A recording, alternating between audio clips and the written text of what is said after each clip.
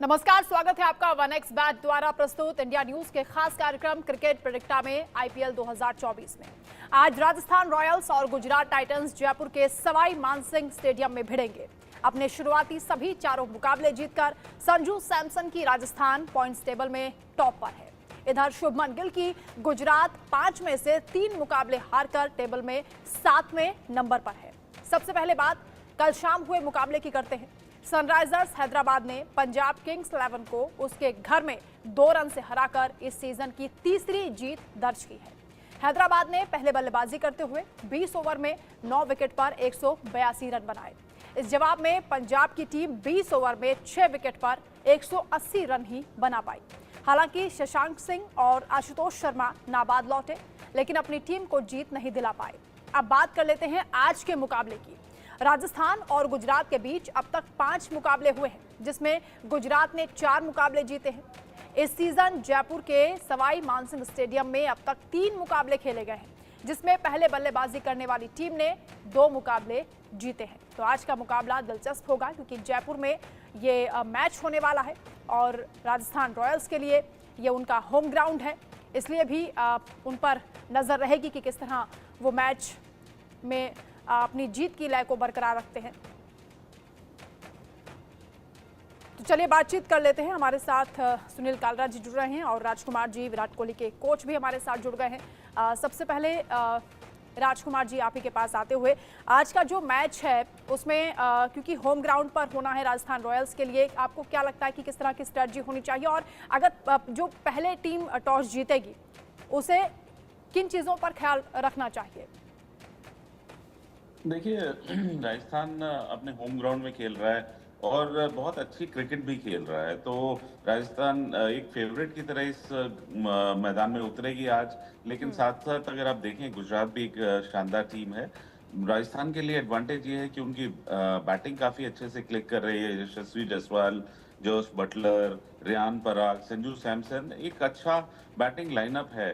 और इसके साथ साथ ही उनकी गेंदबाजी भी काफी अच्छी है। वहां पर ट्रेंट बोल्ट हैं, नंद्रे बर्गर हैं, आर अश्विन, रविंद्र, यूवी चहल। तो कुल मिला के एक बहुत स्ट्रांग टीम लग रही है। और उन्होंने, जहां तक बात है कि पहले टॉस जीतकर क्या करना चाहिए, तो मुझे लगता है कि अभी की कंडीशंस में भारत के ज्यादातर ग्राउंड्स में सभी टीमें अटेम्प्ट हो रही हैं चेज करने के लिए, क्योंकि बाद में विकेट अभी डिटोरिएट नहीं होता है और चेज करना आसान होता है, क्योंकि एक लक्ष्य सामने होता है। तो मुझे आशा है आज भी अगर जो भी कप्तान टॉस जीतेगा, शायद पहले गेंदबाजी ही करना चाहेगा। आपने क्योंकि कहा कि गुजरात टाइटंस भी एक अच्छी टीम है, इसलिए नोएल डेविड जी, मैं आपके पास आ रही हूँ। पूर्व भारतीय क्रिकेटर हैं और बहुत स्वागत है आपका। नोएल डेविड जी, गुजरात टाइटंस के लिए क्योंकि अभी कहा गया है कि वो बहुत अच्छी टीम है, लेकिन मुकाबला आज का दिलचस्प होगा। लेकिन राजस्थान रॉयल्स की टीम का जो विजय रथ है, उसे रोकने के लिए क्या करना चाहिए? क्या ये विजय रथ आज रुकेगा? आज का मैच काफी इंटरेस्टिंग रहेगा, but at the same time Gujarat जो है ऑलरेडी 3 मैच हार चुका है और टेबल पे 7 नंबर पे। तो I think most important thing कि ये लोग अपनी टीम को बैलेंस्ड 11 बनाए। इंफॉर्मेशन मिली है कि मिलर और विद्यमान शाह को थोड़ा नहीं खिला रहे हैं या they are backing out, कुछ ऐसा सुनने में आया है। If it's correct, then I think they will be depleted without this two, क्योंकि ये 2 शानदार खिलाड़ी है, विदमा शाह जो ओपन करते हैं और मिलर जो एक स्ट्राइकर ऑफ द बॉल है। तो I think it is very important for Gujarat to try and combine a perfect 11 जो राजस्थान को रोक सके उनकी जीत से। एंड बिकॉज राजस्थान उनके होम ग्राउंड पे खेल रहा है, सपोर्ट रहेगी एंड विकेट का कंडीशंस उनको मालूम रहेगा। So I think it is very important Gujarat को एक स्ट्रैटेजी बनाए, स्टिक करे वो स्ट्रैटेजी को और एग्जीक्यूट करे उनके प्लान्स को। दैट इज मोर इम्पोर्टेंट ये मैच में उनको। गुजरात को सेम प्लेइंग 11 के साथ जाना चाहिए या फिर कुछ बदलाव करने चाहिए, राजकुमार जी?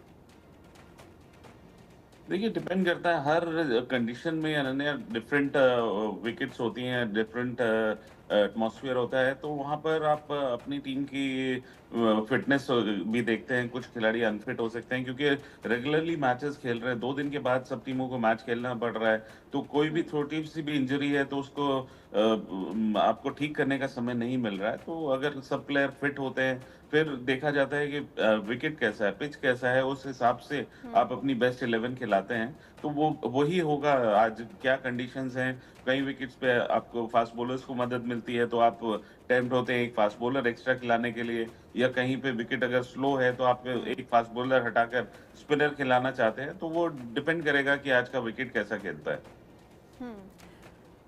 नोएल डेविड जी, हार्दिक पांड्या के जाने के बाद गुजरात टाइटंस को आपको लगता है कि वो परफॉर्मेंस नजर नहीं आ रही है जो पिछले 2 सीजन में दिखाई दे रही थी? नहीं, वैसा कुछ नहीं है। अभी हार्दिक का डिसीजन हार्दिक के पर हुआ है। इट्स ओवर ना, हार्दिक का केस खत्म हो गया है, तो गुजरात आगे बढ़ना चाहिए। Living Hardik, it is not that Hardik ही ये अकेला था जो ट्रॉफीज जीता है या फाइनल्स में है। It is a combination of एक टीम है, तो एक टीम के जो कॉम्बिनेशन रहती है, they get together to perform well. And I think Hardik ना होने से भी कुछ फर्क नहीं पड़ता है, बिकॉज वो लोग पहले 2 गेम जीते हैं। Yes, they are not getting the tick marks right जो उन्हें चाहिए। आई थिंक आज के मैच में अगर उन लोग एक प्रॉपर स्ट्रैटेजी, एक प्रॉपर प्लान बनाए और एग्जीक्यूट करे properly, I think it will be successful. I think Shubham Gill और साई सुदर्शन के ऊपर थोड़ी काफी प्रेशर रहेंगी, बिकॉज इम्पोर्टेंट है कि उन लोग गेट एक सॉलिड फाउंडेशन दिए, एंड देन बॉलर्स आगे उनका प्लान्स पे स्टिक करे और टीम को रिस्ट्रिक्ट करने की कोशिश करें। राजकुमार सर, राजस्थान रॉयल्स के कौन से 3 वो खिलाड़ी हैं जिन पर हार जीत निर्भर करेगी? आपको लगता है कि कौन से आज जो खिलाड़ी कमाल कर सकते हैं? देखिए, राजस्थान की टीम में जोस बटलर हैं, जो एक बहुत ही विस्फोटक बल्लेबाज हैं। पहले फॉर्म में नहीं थे, लेकिन अब पिछले मैच में शानदार उन्होंने बल्लेबाजी की है। रेयान पराग अच्छी फॉर्म में है। यशस्वी जायसवाल के भी रन्स ड्यू हैं, तो ये बल्लेबाज बहुत अच्छे हैं। और साथ साथ गेंदबाजी भी उनकी काफी स्ट्रांग है। चहल बहुत शानदार गेंदबाजी कर रहे हैं। ट्रेंट बोल्ट हैं, जो कि जाने जाते हैं शुरुआती झटके देने के लिए। नांजर बर्गर हैं, तो आर अश्विन, कुल मिला के एक बहुत अच्छी टीम है। और काफी मुझे लगता है कि पलड़ा भारी है राजस्थान रॉयल का आज, क्योंकि एक तो उनको अपने होम ग्राउंड में भी खेलने का एडवांटेज है। बिल्कुल यही सवाल गुजरात टाइटंस के लिए डेविड जी मैं आपसे पूछ रही हूँ कि उनकी टीम के कौन से 3 स्टार खिलाड़ी आपको दिखाई देते हैं? मुझे तो साई सुदर्शन और शुभम गिल इम्पोर्टेंट दिखेगा, बिकॉज उन लोगों की स्टार्ट जो इम्पोर्टेंट रहेगी गुजरात के लिए। और अगर देखेगा तो अब बॉलिंग में आई थिंक ये है मोहित शर्मा है, उमेश यादव है और रशीद खान है। अभी Rashid Khan is not among wicket ज्यादा ये आईपीएल टूर्नामेंट, तो इट इज इम्पोर्टेंट दैट उनकी कमबैक अमंग विकेट्स इम्पोर्टेंट रहेगी। उमेश इज बॉलिंग वेल, तो इट इज मेरे लिए तो आई थिंक ये 2 बैट्समैन के ऊपर रहेगी, शुभम गिल और साई सुदर्शन पे। अभी तक क्योंकि जीत की लय बरकरार रखी है राजस्थान रॉयल्स ने। राजकुमार सर, क्योंकि पिछले सीजन में भी हमने देखा था कि वो शुरुआत के 4-5 मैच जीती थी, लेकिन उसके बाद वो परफॉर्मेंस डाउन हो गई थी। इस बार आपको क्या लगता है कि इस फ्लो को मेंटेन करने के लिए, फाइनल तक पहुंचने के लिए, जीतने के लिए क्या स्ट्रेटजी होनी चाहिए ताकि ये जो जीत की लय है बरकरार रहे? देखिए, अच्छी क्रिकेट खेल रहे हैं, they have to be consistent. और जो एक ये लय मिली हुई है, इसको मेंटेन करना है, और ये बहुत मुश्किल नहीं है क्योंकि बहुत अच्छा कॉम्बिनेशन है उनके पास। तो बहुत ज़्यादा अगर इंजरी ना हो, तो मुझे लगता है कि बहुत ज़्यादा चेंजेस करने की ज़रूरत नहीं है राजस्थान रॉयल को, क्योंकि एक सेट टीम खेल रही है, अच्छी क्रिकेट खेल रही है। तो अगर वो इसी 11 को कंटिन्यू करें और ये सब प्लेयर्स फिट रहें, तो एक स्ट्रॉन्ग कंटेंडर के तरह उभरे हैं इस बार राजस्थान रॉयल्स। और सभी के को लग रहा है कि वो फेवरेट्स हैं इस बार ऊपर जाने के लिए, एटलीस्ट सेमीफाइनल में और या फाइनल में जाने के लिए। सर, क्योंकि गिल पहली बार कप्तानी कर रहे हैं और काफी युवा भी हैं, बहुत ज्यादा अनुभव उनके पास नहीं है, किस तरह से आप उनकी कप्तानी को देख रहे हैं? देखिए, अभी तक के मैचेस में उन्होंने शानदार कप्तानी की है, अच्छे से अपने बॉलर्स को हैंडल किया है, लेकिन कहीं न कहीं टीम उतना रिस्पॉन्ड नहीं कर रही है। काफ़ी ज़िम्मेदारी उनके अपने ऊपर है बल्लेबाज़ी में, तो वहाँ पर ज़रूरत है कि बाकी लोग कंट्रीब्यूट करें, साई सुदर्शन एक अच्छा प्लेयर है उनके पास जिसने जरूर कंट्रीब्यूट किया है, लेकिन बाकी बैटिंग ज्यादा क्लिक नहीं कर रही। मिलर या तेवतिया से कोई अभी तक खास कंट्रीब्यूशन नहीं आया, तो उसका काफी प्रेशर मुझे लगता है कि शुभमन के ऊपर है कि उन्हें रन भी बनाने हैं और कप्तानी भी करनी है। तो आज का मुकाबला दिलचस्प होने वाला है। दो बड़ी टीमें आमने सामने हैं। सुनील कालरा सर भी हमारे साथ जुड़ गए हैं। सुनील सर, आज के मैच को किस तरह से आप देख रहे हैं? कितनी टफ फाइट होने वाली है? हालांकि 5 में से 2 मैच गुजरात टाइटंस जीते हैं, लेकिन राजस्थान रॉयल्स का जो परफॉर्मेंस अभी तक का रहा है वो शानदार रहा है। देखिए, राजस्थान रॉयल्स को मैं पीछे से देखता आ रहा हूँ, ऐसे T20 से बहुत ही आला टीम है। इनके पास जो बॉलर्स और बैटिंग का जो कॉम्बिनेशन है वो बहुत ही देखते बनता है। अगर आपके पास फास्ट बॉलर हैं जैसे ट्रेंट बोल्ट, वो बहुत ही अच्छी स्पीड के साथ साथ विकेट्स भी लेते हैं, रन्स भी कंटेन करते हैं। इंसिडेंटली ये मेरा सवाल सर से होगा कि ट्रेंट बोल्ट ने पावर प्ले में 46 विकेट लिए, सो बहुत बढ़िया आला दर्जे का बॉलर है। बट उसका फ्लिप साइड मैं आपको बताता हूँ वंदना, उसका फ्लिप साइड ये है कि जॉस बटलर जो राजस्थान रॉयल्स के, उन्होंने IPL सीजन में 5 बार 0 पे आउट हुए, तो जो सबसे हाईएस्ट है।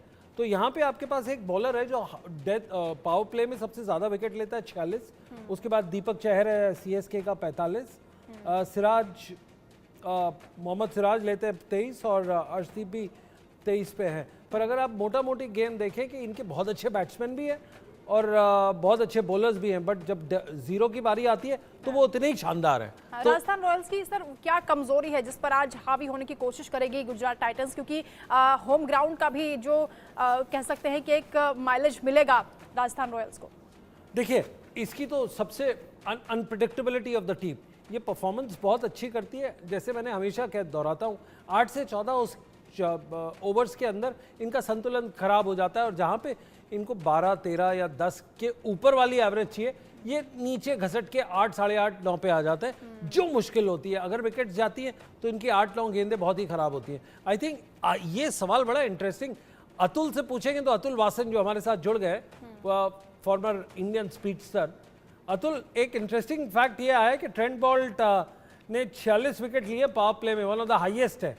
क्या इसी को कंटिन्यू करना है या उनको बैकअप सपोर्ट मिलता है या खुद ये फुल थ्रॉटल ऑल आउट जाते हैं? अतुल वासन, स्वागत है आपका। नहीं, मुझे लगता है कि अगर कोई गेंदबाज ऐसे लगातार लेता है विकेट शुरू में, तो ये तुक्का नहीं हो सकता। मुझे लगता है उसके पास जो आर्ट है ना स्विंग कराने की, और टप्पा इतना अच्छा और बिल्कुल अपने कंट्रोल, इतना ब्यूटीफुल एक्शन है उसका, और इतने सालों से खेल रहे हैं, तो लगता है कि अगर ये बताता है कि अगर राइट एरियाज में आप रखें, क्योंकि बैट्समैन अपने आप को ओवर रीच कर रहा होता है, खुल के खेलना चाहता है, अपने कैच करना चाहता है, तो अगर वो एरियाज में और आपके पास अगर बाहर और अंदर आने वाली एबिलिटी है और टप्पा आपका सही है, चाहे पेस ना भी हो, तो आपको हमेशा चांस रहेगा विकेट लेने का। बहुत आपका खराब दिन होगा, आपका बैड लक हो कि आपको विकेट नहीं मिलेगा, क्योंकि आप उसको दे नहीं रहे, आप उसकी हलचल से विचलित नहीं होके आप अपना कोई चेंज नहीं कर रहे, अपना सेट टेम्पलेट लेके पैटर्न वही कराते रहते हैं और बार बार उनको विकेट मिलता है।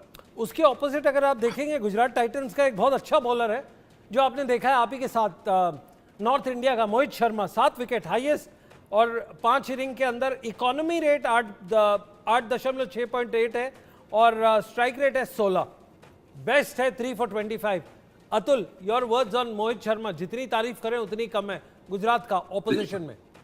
देखिए, एक तरह से वो भी जाते जाते दोबारा से सेकंड मिनट आ गई उनमें, और ये बताता है कि वो एक टिपिकली T20 के गेंदबाज है, और स्पेशली सूट करता है उन्हें स्लो, जिसमें थोड़ा बॉल फंसे, क्योंकि मैक्सिमम उनकी बॉल स्लोअर वन ही होती है, और जिसके पास बैक ऑफ द हैंड की आर्ट होना, तो बैक ऑफ द हैंड अगर स्लोअर वन आप डालें तो आर्म स्पीड वही रहती है और बॉल सीम से आता है, तो वो बहुत मुश्किल होता है, क्योंकि ज्यादातर गेंदबाज जो होते हैं वो स्लोअर वन या तो ऑफ स्पिन ग्रिप से डालते हैं या कुछ नकल बॉल होता है, और ऐसे कंट्रोल अगर हो जाए और टप्पा सही हो जाए, तो ये बताता है, देखिए कॉन्ट्रास्ट, ट्रेंट बोल्ट स्विंग गेंदबाज, बिल्कुल नए गेंद से बिल्कुल टप्पा, और ये बाद में आके थोड़ा पेस निकाल के और स्लो बाउंसर जो जिस तरह से इस्तेमाल करते हैं, तो टिपिकली T20 स्पेशलिस्ट बॉलर्स।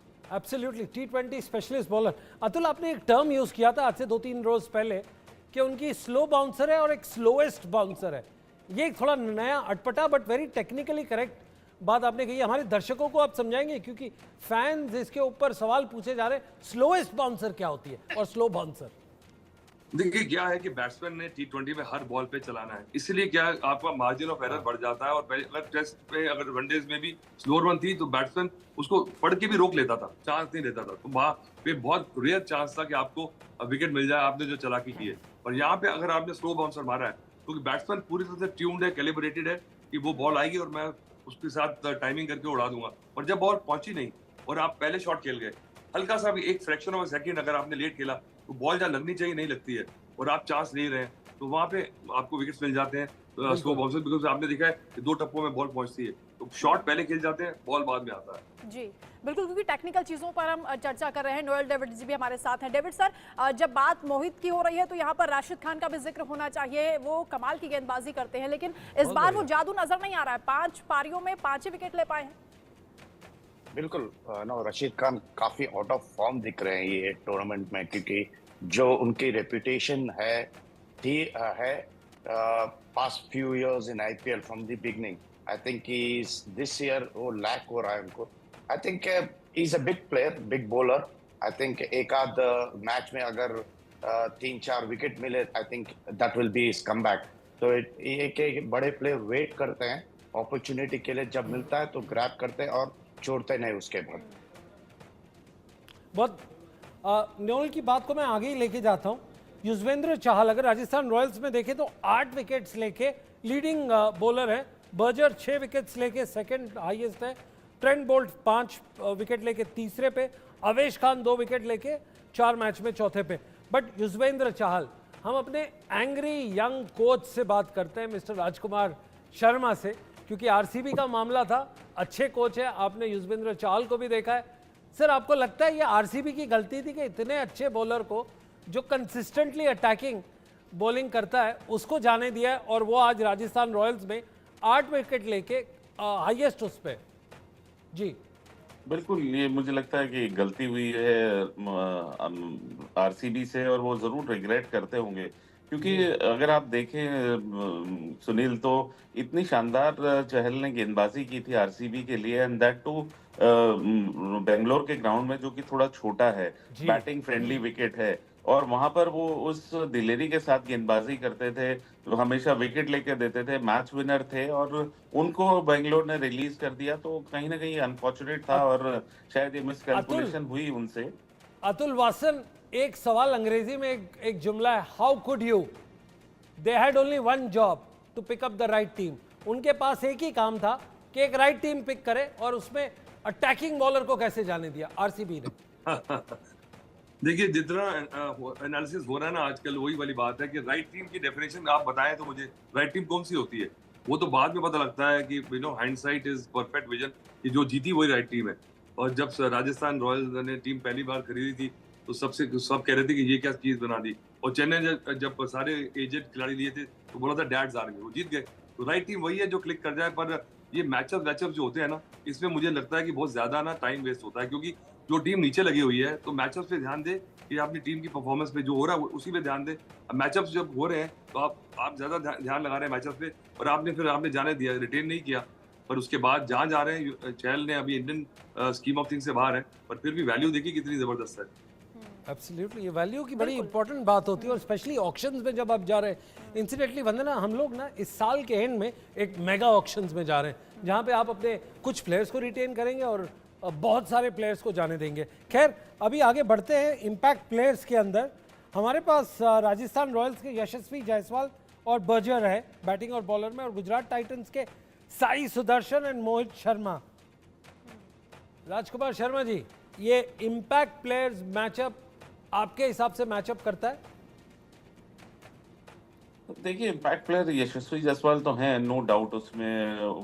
वो जिस दिन खेलते हैं तो वो बहुत अच्छा स्ट्रांग स्टार्ट देते हैं राजस्थान रॉयल को, और जब क्योंकि वो बहुत अच्छी स्ट्राइक रेट से खेलते हैं, उनका रोल बहुत इम्पोर्टेंट होगा राजस्थान के लिए।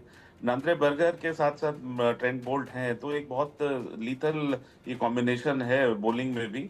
और जहां तक गुजरात की बात है, साई सुदर्शन डेफिनेटली शुभमन गिल के बाद बहुत ज्यादा डिपेंडेंट गुजरात उन दोनों के ऊपर है, तो उनका रोल भी बहुत ज्यादा इम्पोर्टेंट है। और ये खिलाड़ी ऐसे हैं T20 में, वैसे सुनील जो भी खेले, यू नेवर नो कि किस राजकुमार दिन हम किसका खिलाड़ियों की बल्ला। तो बात कर ही रहे हैं, लेकिन कप्तानों की भी बात कर लेते हैं, क्योंकि दिलचस्प है संजू सैमसन को चुनौती देना शुभमन गिल के लिए कितना चैलेंजिंग होगा, और इन दोनों की जो स्ट्रेटजी है बतौर कप्तान कितनी डिफरेंट आपको नजर आती है?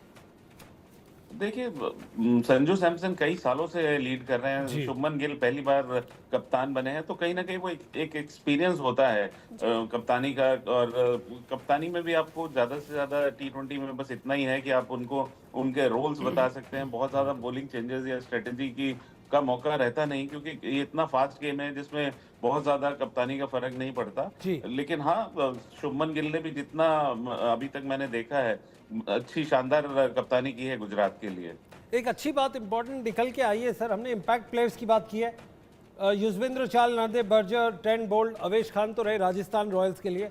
मोहित शर्मा लीडिंग है, राशिद खान नंबर 3 पे, नंबर 2 पे उमर जाही है, नंबर 4 पे उमर जाही है, बट नंबर 2 पे एक बहुत इंटरेस्टिंग फैक्ट निकल के आया। उमेश यादव 6 विकेट 5 इनिंग्स में, इकोनॉमी रेट ऑफ 10 थोड़ा ज़्यादा है, बट स्ट्राइक रेट है 14 की। Is it the revival of Umesh Yadav? Is it is one last hurrah? Atul Wassan second wicket leading wicket taker, Umesh Yadav Gujarat Titans के। देखिए, लीडिंग विकेट टेकर के लिए तो अर्ली डेज है, पर आपने देखिए ईशांत शर्मा को देख लीजिए, तो पुराने जो चावल है वो उबलने शुरू हो गए। जब उबलना था तो बहुत बार खा रहे थे। तो मुझे लगता है कि जो टेस्ट क्रिकेट का जो था, मुझे शायद ये भी है कि पता था कि वहां से कहीं ना कहीं कोई पिक कर लेगा, नहीं भी खेले तो बेटर है। पर अब जाके अब सर्वाइवल ऑफ कैरियर है कि कितने देर तक अपने आप को खींच सकते हैं और you can earn money and be relevant. तो इसीलिए मुझे लगता है कि ये जो पुराने हैं ना, ये अब बिना थोड़े से वो उस जो बैगेज के बिना जब खेल रहे हैं, ये पता है कि इंडियन टीम वाली प्रेशर नहीं है कि वहाँ किसे जज किया जाएगा, और this is only me and I am making my own bread. तो फिर ठीक है, इसलिए अच्छी गेंदबाजी चल रही है। बहुत अच्छा है, इंपॉर्टेंस है बात के बगैर प्रेशर के प्लेयर्स कैसा खेलता है, कैसे निखर के आता है, स्पेशली अगर थोड़ा सा उसको एक्सपीरियंस हो तो वो बहुत अच्छा है। नोल डेविड, एक आपने स्पिन भी खेल लिया, आपने करी भी है काफ़ी टाइम पे। अगर राशिद खान जो इतना नीचे अंडर परफॉर्म कर रहे हैं, if you were the bowling coach, hypothetical situation, आपकी एडवाइस आखिरी उसमें क्या रहेगी राशिद खान को कि अपने आप को पूरे जज्बे से खेले, जोश से खेले, जुनून से खेले और टॉप ऑफ द लीग पे आए? As a coach, there's nothing much I can tell to a big bowler. Only thing एक चीज advise कर सकता हूँ, is that just look back to your past performance. Everything will fall in place. That's the most important advice I can give, because he's a great bowler. काफी शानदार bowler है. It is just एक है कि ये IPL उनको click नहीं हो रहा है. I think, as I said before, that एक गेम का मैटर है बस। अगर एक गेम में उनको 3 विकेट या 4 विकेट का स्पेल मिल जाए, तो आई थिंक वो उनका कमबैक रहेगा ये IPL में। But as a big bowler, the only advice I can give is stick to your basics and everything will fall in place. Sunil sir, मुझे लगता है कि जो टॉस का भी एक मैटर है वो काफ़ी इंपॉर्टेंट यहाँ पर हो सकता है, क्योंकि जो पहले गेंदबाजी करता है टॉस जीतने के बाद, अक्सर उन्होंने ज़्यादा मैच यहाँ पर जीते हैं, 29 मैच का स्कोर रहा है। देखिए, ये परमिटेशन कॉम्बिनेशन तो बहुत अच्छी थी, ये शुरू के दौरे में बहुत अच्छा होता है, बट जैसे जैसे हमारे ये गेम आगे बढ़ती जाती है, IPL आगे जाता है, टॉस पिच थोड़ा सा बाहर आ जाता है, उसके अंदर सिर्फ मैचअप्स देखते हैं, पहले पावर प्ले में क्या है, 8 से 14 ओवर में क्या है, और 15 से 20 ओवर में। हमारी पैनी नज़र इसी पर रहती है कि कौन सा प्लेयर इन 8 से 14 और 15 से 20 ओवर में निकल के आता है। पहले पावर प्ले में कौन सा बॉलर बहुत अच्छी घातक गेंदबाजी करता है, और रही बात इंपॉर्टेंट डॉट बॉल्स के ऊपर बड़ा ध्यान रखना चाहिए दोनों टीम का। बिल्कुल, शुरुआत में ही बैट्समैन पर अगर प्रेशर बनाते हैं तो उसके बाद जितना मैच आगे बढ़ेगा उतनी दिलचस्पी उसमें दिखाई देती है। लेकिन आज का मैच बहुत ज़बरदस्त होने वाला है, क्योंकि 2 बड़ी टीमें हैं आमने सामने, और दिल थाम कर हमारे जो क्रिकेट फैंस हैं वो बैठे हुए हैं, इंतजार कर रहे हैं उस लम्हे का। बहुत शुक्रिया आप सभी का हमारे साथ जुड़ने के लिए। फिलहाल इस बातचीत में इतना ही, और यहाँ पर रुकना एक छोटे से ब्रेक लिए इंडिया न्यूज़ पर खबरों का सिलसिला जारी है। नमस्कार। Thank you.